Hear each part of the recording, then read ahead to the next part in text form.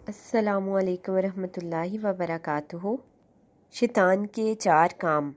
حضرت ابو موسیٰ اشعری نبی صلی اللہ علیہ وآلہ وسلم سے روایت کرتے ہیں کہ آپ صلی اللہ علیہ وآلہ وسلم نے فرمایا، جب صبح ہوتی ہے تو ابلیس اپنے ماتحت شیطانوں کو زمین میں فساد اور خرابی پیدا کرنے کے لیے پھیلا دیتا ہے۔ ان سے کہتا ہے کہ جو آج کسی مسلمان کو سب سے بڑے گناہ کا مرتکب بنائے گا، میں اسے تاج پہناؤں گا۔ آپ صلی اللہ علیہ وآلہ وسلم نے فرمایا، ایک شیطان اپنا کارنامہ انجام دے کر ابلیس کے پاس پہنچتا ہے اور کہتا ہے، میں ایک انسان کے پیچھے پڑ گیا یہاں تک کہ اس نے اپنی بیوی کو طلاق دے دی۔ ابلیس اسے جواب دیتا ہے، وہ تو پھر شادی کر لے گا، یہ تم نے کوئی بڑا کام نہیں کیا۔ پھر ایک اور شیطان آتا ہے اور کہتا ہے، میں نے ایک مسلمان کو والدین کا نافرمان بنا دیا۔ ابلیس جواب دیتا ہے، ممکن ہے کہ وہ بعد میں والدین کے ساتھ اچھا سلوک کرنے لگے، یہ بھی کوئی بڑا کارنامہ نہیں کیا۔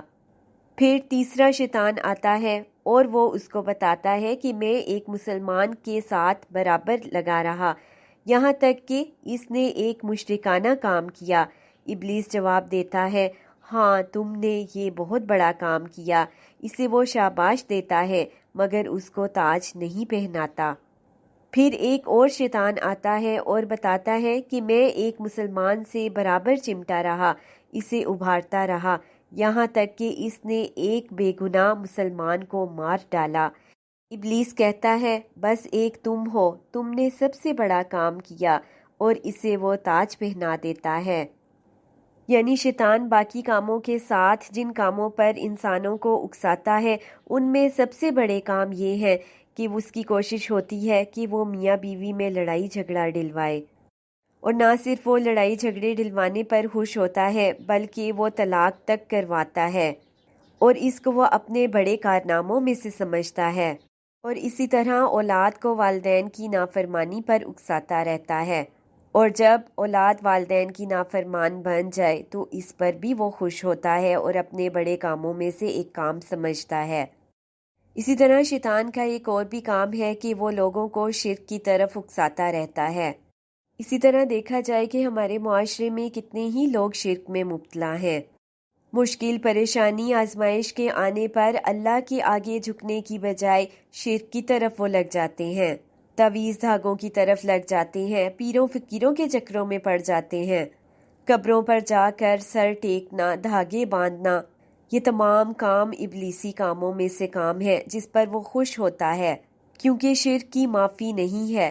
شرک انسان جو بھی کرے گا، نیک اعمال بھی اس کے ضائع ہو جائیں گے، اور قیامت والے دن اللہ تعالیٰ تمام گناہوں کو معاف کر دے گا سوائے ان لوگوں کے جو کہ اللہ کے ساتھ دوسروں کو شریک ٹھہراتے تھے۔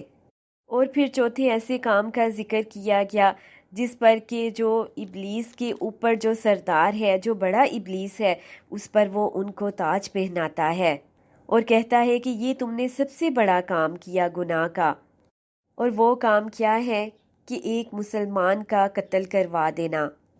اب دیکھیں کہ ہمارے معاشرے میں قتل و غارت عام ہے، نہ قتل ہونے والے کو معلوم ہوتا ہے کہ آیا کہ وہ کس وجہ سے قتل ہوا، اور جو قتل کرتا ہے اس کو بھی نہیں معلوم کہ میں نے اس کو کیوں مارا۔ یہ بھی قیامت کی نشانیوں میں سے نشانی ہے، اور ابلیس یہ کام انسانوں سے کروا کر بہت خوشی محسوس کرتا ہے۔ استغفر اللہ ربی من کل ذنب واتوب الیہ۔ اب یہ دیکھیں کہ ہمارے معاشرے میں یہ چاروں کام کثرت سے ہو رہے ہیں۔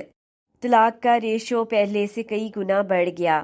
اولاد کو دیکھا جائے کہ وہ کس قدر والدین کی نافرمان ہوتی جا رہی ہے، اور ہمارے معاشرے میں ہر دوسرا بندہ شرک میں مبتلا ہے، اور پھر قتل و غارت بھی عام ہے۔ اللہ تبارک و تعالی ابلیس کے تمام حربوں سے ہم سب کو محفوظ رکھے، آمین ثم آمین۔ ربنا تقبل منا انک انت السمیع العلیم وتب علینا انک انت التواب الرحیم۔ السلام علیکم ورحمۃ اللہ وبرکاتہ۔